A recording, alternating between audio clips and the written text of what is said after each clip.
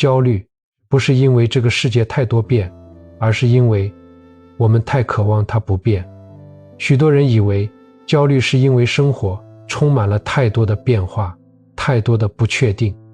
他们渴望一种牢固的生活，稳定的感情，不会失业的工作，永远不会生病的身体。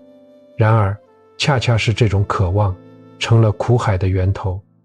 然而，佛法的第一个真相便是无情地告诉我们，造成痛苦与焦虑的根源不是无常本身，而是我们对事物保持不变的病态渴望。这是一个需要慢慢咀嚼的真相。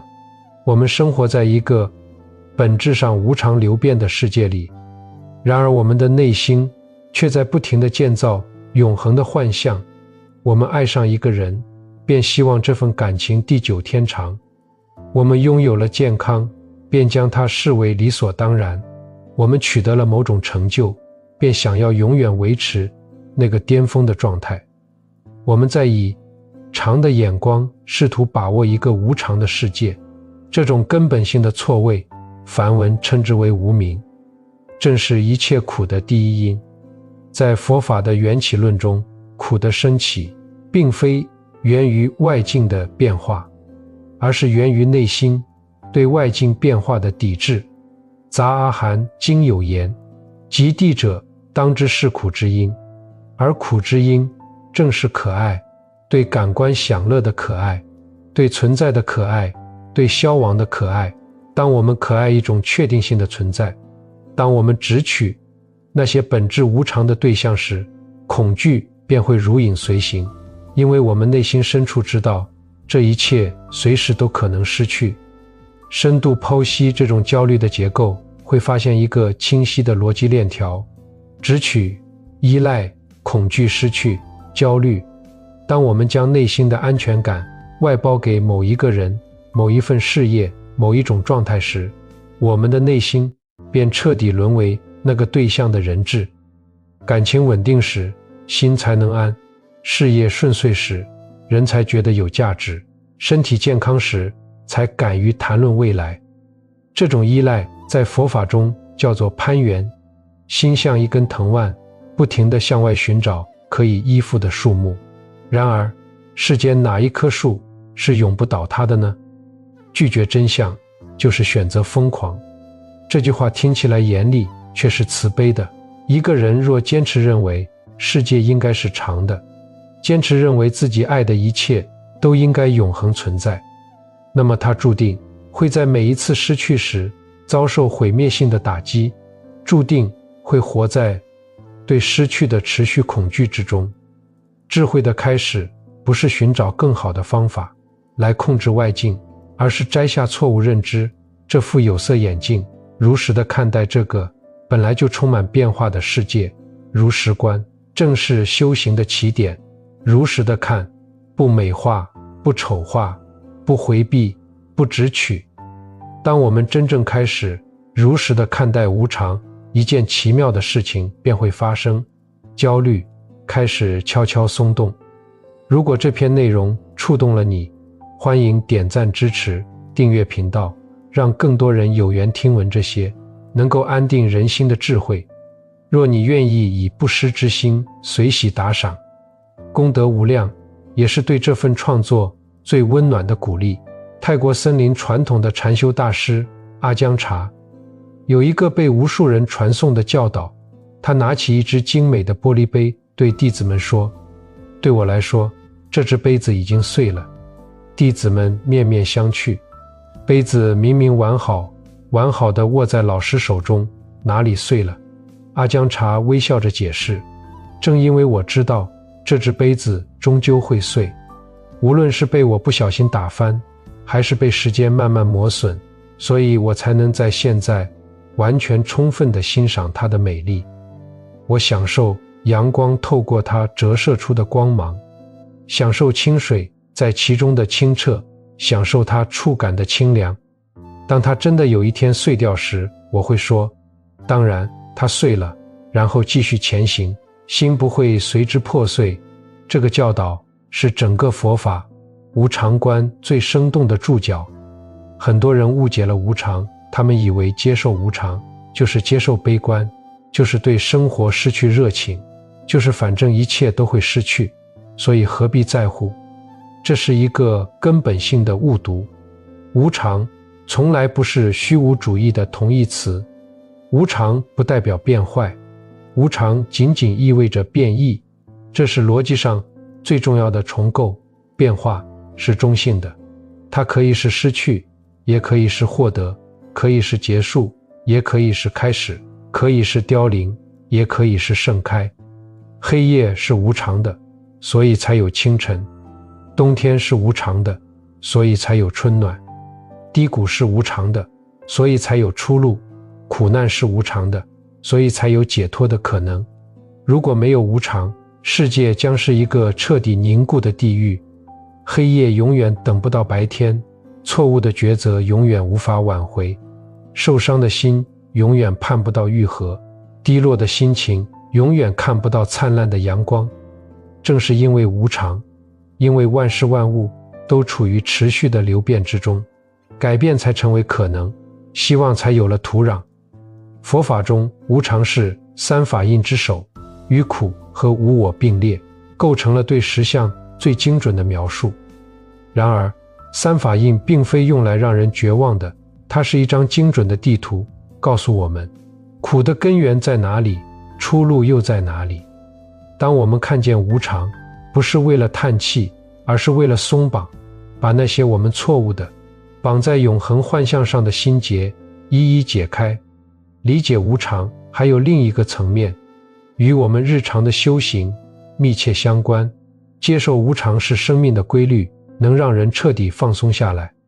这里的放松不是懈怠，不是放弃，而是一种深层的松动，不再为维持某种不变的状态而耗尽心力。很多人的焦虑其实消耗在维持上，维持某种关系的样貌，维持某种身份的认同，维持某种生活水准的不下降。这些维持的努力无一不是在与无常的洪流正面对抗，而那种无力感正是焦虑的温床。当我们真正接受了无常是规律，不是惩罚时，内心便会生出一种奇异的安定，因为这意味着凡事都有改变的可能，没有什么是被永久判定的，没有什么是永远定格的。眼前的困境也在无常的法则之内，这不是自我欺骗，而是基于对实相最深刻洞见之上的真实智慧。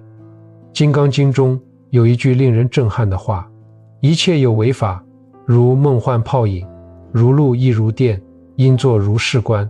这如是观就是如实的看待一切现象的生灭无常，不执取，不排斥，清明的关照。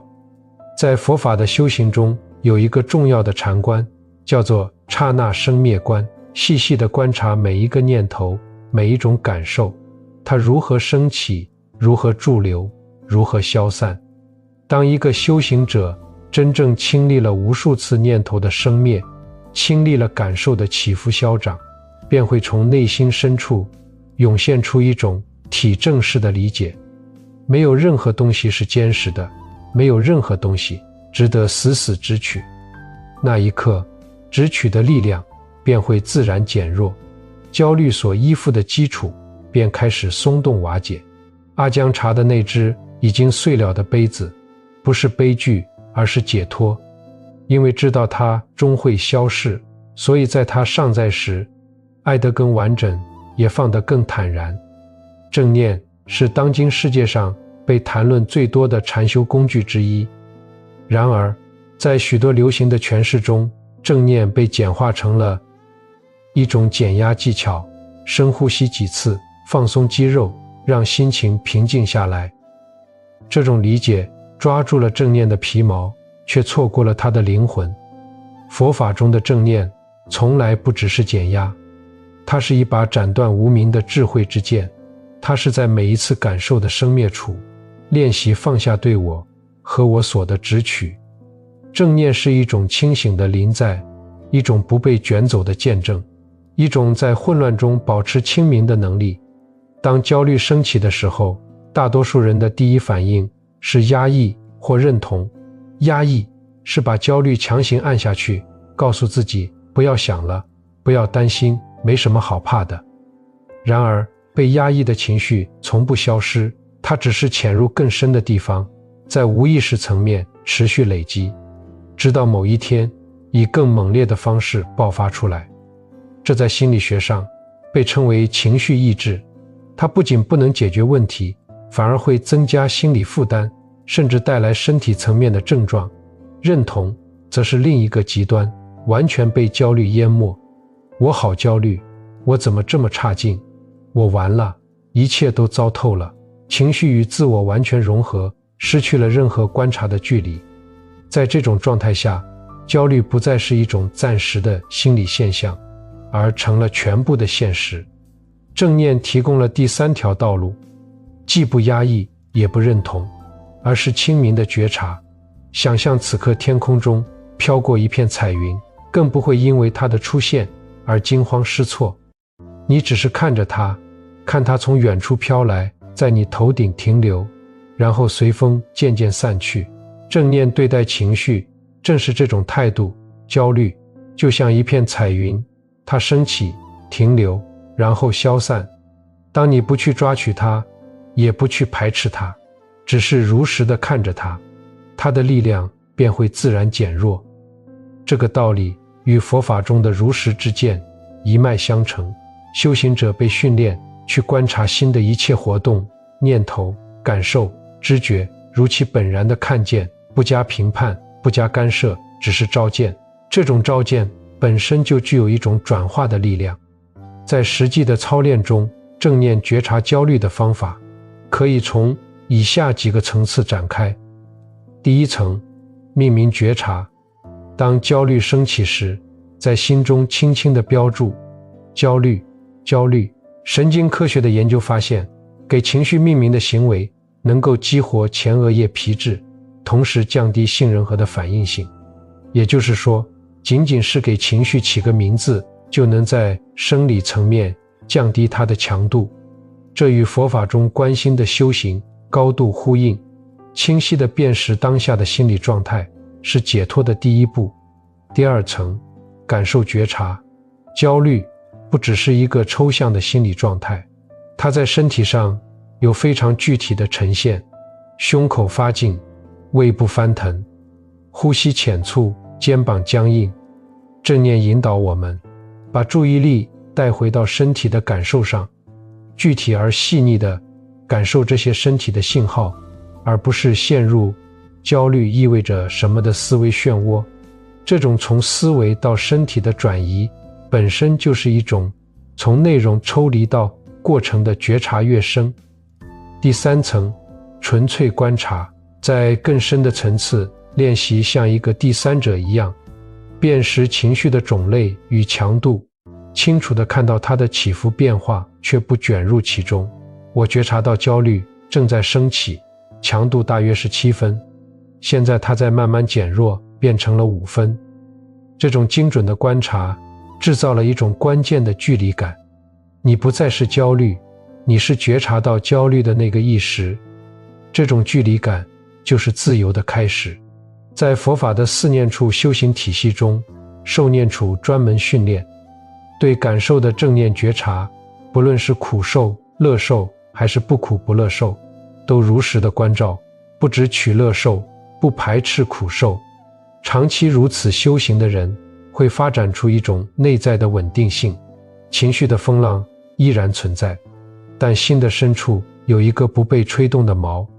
这便是圣严法师常说的那句话的真意：面对它，接受它，处理它，放下它，不逃避，不沉溺，清明的应对，然后轻盈地放下。语言塑造着我们与内心世界的关系。我们说我焦虑，这3个字在无意识之中完成了一个危险的等式。我等于焦虑，整个自我被焦虑这种情绪完全定义，完全占据，完全淹没。在这个等式成立的时刻，要从焦虑中抽身，就意味着要从自我中抽身。这几乎是不可能完成的任务。然而，如果我们把语言轻轻调整，换一种方式来描述同一件事，我觉知到此刻有焦虑正在升起。这短短的一句话包含了一次微妙而深刻的身份转换。我从焦虑本身跳跃到了觉察焦虑的那个主体，从我焦虑转变为我觉知到焦虑的存在。这一转换在现代心理学中有一个专业术语，叫做去中心化。正念认知疗法的核心机制之一，正是帮助人们学会将当下的体验与自我分离，不是否认体验的存在，而是改变与体验之间的关系。研究发现，去中心化的能力越强，反刍思维的程度就越低，焦虑和抑郁的症状就越轻。这个心理学的发现与佛法2500年前的洞见有着惊人的呼应。佛陀在无我相经中直接告诉弟子们，色、受、想、行、识组成我们所谓自我的五蕴，没有一个是真正的我，没有一个是永恒不变的。一个修行者若能真正体证五蕴无我，便会发现那个正在焦虑的我本身就是一个假设，一个短暂的心理聚合，而非一个真实存在的坚固的我。让我们用一个观察来体验这个道理。此刻谁在看这些文字？如果你去寻找那个正在读的主体，你会找到一系列的感受、念头、身体的知觉，但你会发现一个奇特之处，没有一个固定的、边界清晰的我站在那里，一切都是流动的，一切都是暂时的聚合。这个流动的聚合在佛法中被称为相续，就像一条河流，每一刻都在流动变化，却保持着某种连续性的假象。当我们误把这个流动的相续当作一个坚实的、永恒的自我时，一切的苦变开始了。因为这个假设的自我需要被保护，需要被认可，需要安全感，需要确定性，而无常的世界永远无法满足这些需要，焦虑便由此而生。然而，当我们通过正念的修行，逐渐看见这个自我的空性，看见它是无数因缘和合的产物，看见它在每一个刹那都在生灭变化，我们便开始从那个虚构的自我的负担中解脱。这并非虚无主义，觉性依然存在，清明的觉知依然在场，只是它不再把自己等同于某一个短暂的情绪或念头。当你不再把念头只取为我，当你不再认为那个焦虑的状态就是我的本质，痛苦的影响力就会自然减弱，因为它失去了那个需要保护的固执的主体。南怀瑾先生在解读《金刚经》时曾用一个极为生动的比喻，人的念头就像天上的浮云，一朵接着一朵，没有哪一朵是我。而那片天空清明澄澈，无论浮云如何变幻，始终如不动，那才是我们本来的面目。修行的任务不是要消灭那些云、念头和情绪，本来就是心的自然显现。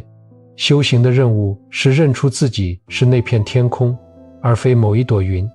当焦虑升起时，不再惊慌地说我焦虑了，我被淹没了，而是清明的觉知，又一朵云在经过，我看见它，我在这里，我是天空。这一刻去中心化完成了，而那份焦虑也就失去了最大的支撑，那个把它当作我来紧紧抱持的支取。有一个现象值得我们细细玩味，人在真正危险的当下往往没有焦虑，因为全副心神都被调动起来，应对眼前的状况，没有任何空间留给焦虑。焦虑几乎从不发生在真实的当下时刻，它总是发生在另一个时空，那个被心智构造出来的过去或未来。焦虑的产生来自于人在此地，心在彼岸，或是人在现在，心在未来所造成的内在分裂。这是一种根深蒂固的心理习惯。心智会利用过去的记忆来寻找身份。我是一个曾经失败过的人，我是一个曾经被伤害过的人。心智会利用对未来的想象来寻找救赎。如果未来某件事发生了，我就会安全；如果未来某件事不发生，我就会垮掉。就这样，心被过去和未来分裂拉扯，忘记了唯一的实相。现在，在佛法中，这种把心安置于过去或未来的习惯与攀缘密切相关。心总在抓取某个不在当下的对象，回味过去的美好，或哀悼过去的失去，期待未来的到来，或恐惧未来的降临。在这种攀缘之中，当下这唯一真实存在的时刻，反而成了匆匆穿越的过道，而不是真正安住之所。经中有一句话，读来令人震动：过去心不可得，现在心不可得，未来心不可得，三心皆不可得。那么，那个正在焦虑的心究竟落在哪里？它不在过去，因为过去已经消逝；它不在未来，因为未来尚未到来。它在现在吗？那就看清楚，这个现在究竟是什么？真正的当下是没有故事的，它是这一口呼吸的进出，是这双手的温热触感，是此刻耳边的声音，是睁开眼睛看到的光线。焦虑需要一个叙事框架，这件事意味着什么？那件事将会导致什么？当意识完全回到纯粹的感知当下，那个叙事框架就失去了运作的空间。这就是为什么所有传统的禅修方法都以此刻为核心，无论是以呼吸为所缘的安那班那，还是以声音为所缘的耳根圆通，还是以步伐为所缘的行禅，他们都在做同一件事，把心从时间的漂流中打捞回来，安置在这一刻，这一个真实的活生生的当下。心理时间是现代心理学家和灵性导师，这是一种心智用来延续自我叙事的机制，把过去的事件串联成一个关于我是谁的故事，把对未来的想象串联成一个关于我将会如何的预期。这种心理时间在某种程度上是有功能的，它帮助我们汲取教训，做出计划。然而，当心智的运作完全依赖心理时间，当我只存在于那些关于过去和未来的故事中，真正的临在便消失了，焦虑便找到了最肥沃的土壤。佛法给出的方法是一种名为随顺或臣服的修行，向琐事臣服，不是消极的投降，而是积极的接纳，接纳此刻本然存在的样子，而不是此刻应该或不应该是什么样子。当你完全接受这一刻的本然，接受眼前的不适，接受内心的焦虑，接受你无法控制的一切，奇妙的事情就会发生。那种正在抵抗所消耗的大量能量被释放出来了。焦虑所需要的心理时间失去了滋养它的土壤，因为在真实的当下根本没有那些焦虑所需要的那个虚构的故事框架。有一首禅宗寄语令人深思：春有百花，秋有月，夏有凉风，冬有雪，若无闲事挂心头，便是人间好时节。所谓闲事，正是那些不在当下却被心智不断翻腾的过去与未来。若能放下这些闲事，回到当下的春花秋月，回到此刻真实的呼吸与存在，每一刻便都是好时节。不必等到焦虑完全消失才能开始安住当下。安住当下正是让焦虑逐渐消散的方法本身。有一种修行，表面上看起来像是在制造焦虑，实际上却是消解焦虑最有效的方法之一。古罗马斯多葛派哲学家马可·奥勒留在《奇尘思路》中记录了一种他每天坚持的心理练习。在每一天开始时，他会想象这一天中可能发生的各种困难和逆境，想象自己遭遇失败、疾病、背叛、失去，不是为了悲观，而是为了在内心预先演练。如果这些事情真的发生，他将如何应对？他将如何在逆境中保持自己的核心价值？这种修行在斯多格传统中叫做预想逆境，对可能到来的坏事提前在心中演练。听起来很反直觉，因为我们通常以为想象坏事会让人更焦虑。然而，大量的心理学研究证明了相反的结论。这种与斯多格智慧深度共鸣的洞见，在佛法的修行中也有其对应的传统。佛陀最核心的教导之一，正是对无常、苦、无我的反复关照，不是为了让修行者绝望，而是为了让他们从根本上去除对事物应该如此的错误之取。当一个人反复地观想，我所爱的人终将老去、离去，我的健康终将消逝，我的财富终将散失，我的身体终将归于尘土，这不是悲剧，这是去灾难化的修行。心理学的解释非常清晰，情绪习惯化。当我们反复的、安全的暴露于某种恐惧的意象之下，信任和对这个刺激的应激反应会逐渐降低，焦虑会随之自然消退。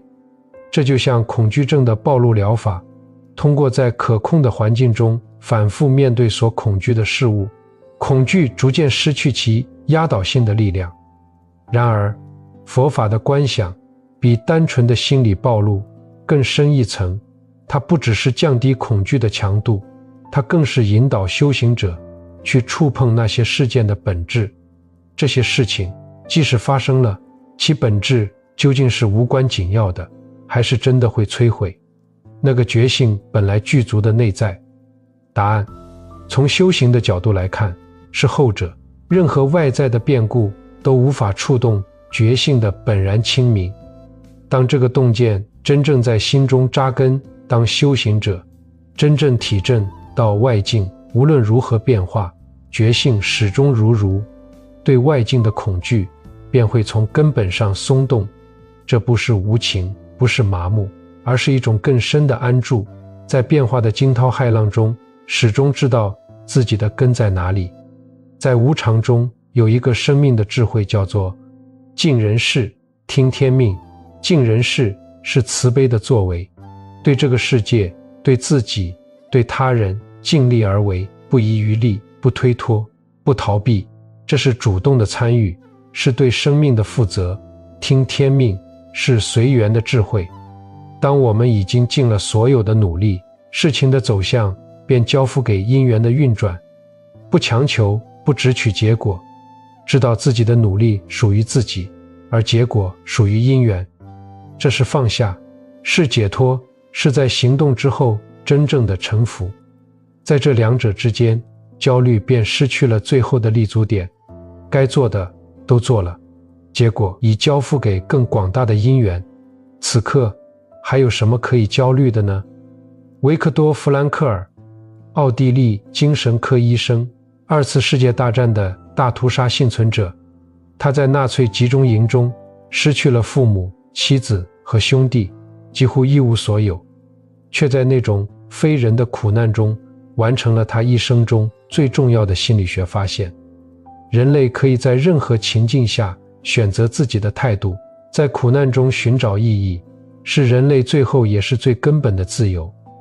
弗兰克尔在《活出生命的意义》中写道，正是因为死亡的随时降临，每一个活着的瞬间才变得如此宝贵。正是因为一切都可能随时被夺走，所以对一个微笑、一片阳光、一个善意的记忆都值得深深珍视。这不是悲观，这是弗兰克尔所说的悲剧性乐观，承认生命的苦难与有限，同时在这有限的苦难中寻找并活出深刻的意义。这与佛法的无常观有着深刻的精神共鸣。正是因为生命无常，正是因为每一次相遇都是缘起的奇迹，这一刻才如此昂贵。试想，你与此刻看这支视频的缘分，是无数个因缘交织的产物。你成长的环境，你经历过的事，你某一刻偶然的决定，共同引领你来到这里。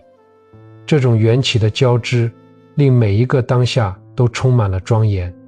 华严经中所描述的因陀罗网，每一个珠子都映照着所有其他的珠子，正是这个缘起不可思议的隐喻。佛法还有一个重要的概念，叫做菩提心。在自己的修行与觉醒之外，发愿让一切有情众生都能离苦得乐。当一个人的生命有了这样一个超越小我的意义轴心，苦难便不再只是苦难，它成了菩萨道上的磨砺，成了慈悲心的滋养。杨绛在文化大革命的磨难之后淡然从容，因为他的心中有一种更大的安定在支撑。真正的幸福并不是感官享乐的堆叠。心理学区分了两种幸福，一种叫做享乐型幸福，追求快乐感受的最大化和痛苦感受的最小化；另一种叫做实现型幸福，源于实现自身潜能，活出深刻意义的内在满足感。研究一致发现，那些仅仅追求享乐的人，对痛苦的耐受度最低，焦虑的程度往往最高；而那些以意义为导向的人，即使在困境中，依然能保持内心的平静与完整。佛法将这种成熟的幸福称为禅悦或法喜，不依赖外境，不依赖感官刺激，从内在的修行与觉性中涌现出来的深沉喜悦。这种喜悦在逆境中依然存在，因为它的根不在逆境之外，而在心的本质之中。真正见过无常的人，终于停止了向外攀援，开始向内回归。他们不再把安全感寄托在感情、财富、名声这些无常的对象上，不是因为他们不爱这些，而是因为他们知道这些都是借来的。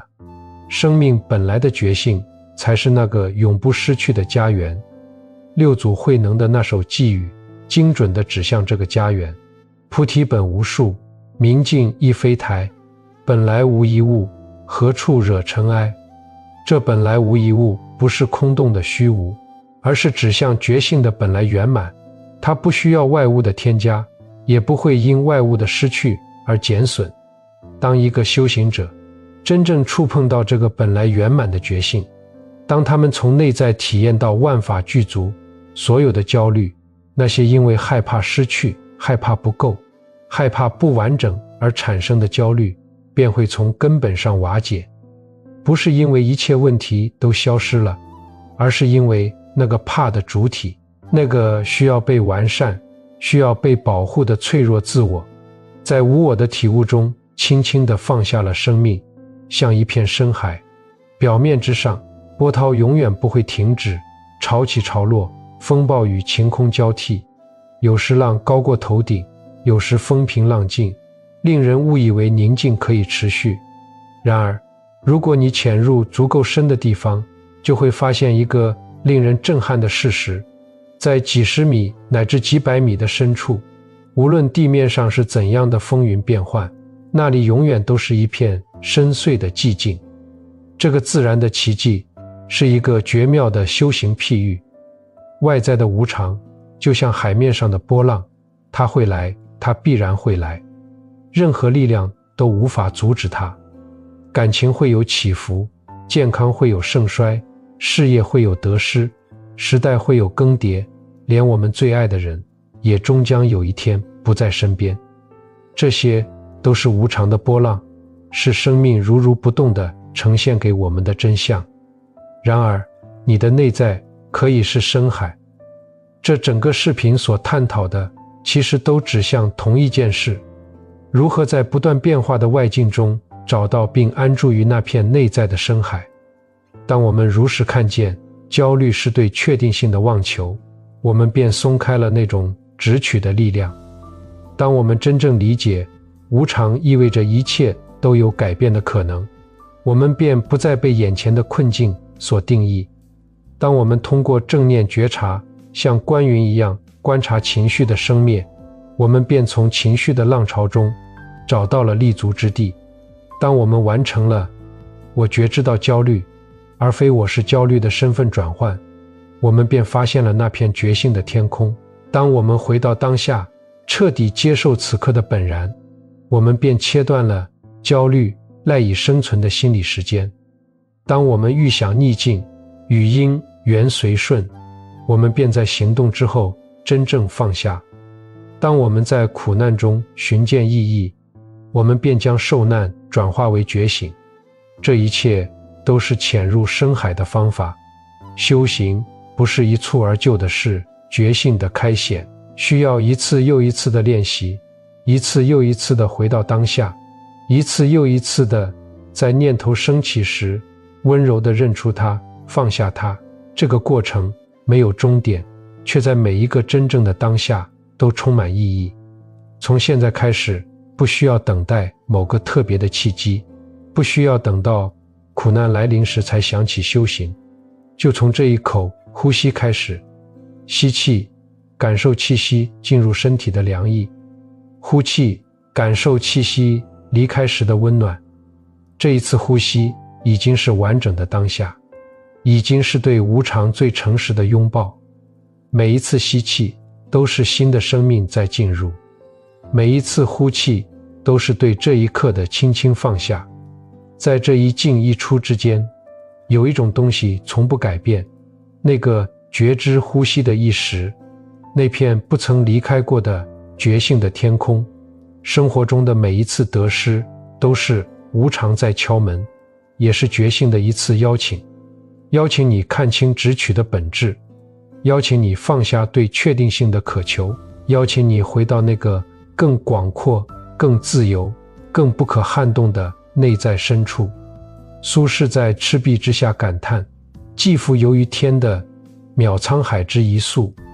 然而正是这份对渺小与无常的深刻体认，让他在命运的流放与起伏中始终保有那份旷达与从容。渺小不是悲剧，无常不是诅咒，它们是通向解脱的门，是让我们不再沉溺于幻象的那一次清醒。愿你在无常的洪流中找到内心深海的宁静，愿你拥有在变化中行走的力量，在失去中保持心的完整，在苦难中依然能看见意义的微光。愿你不再被恐惧所带走，因为你已知道那片觉性的深海从来都在，无论世界如何变化，它始终如宁静如初。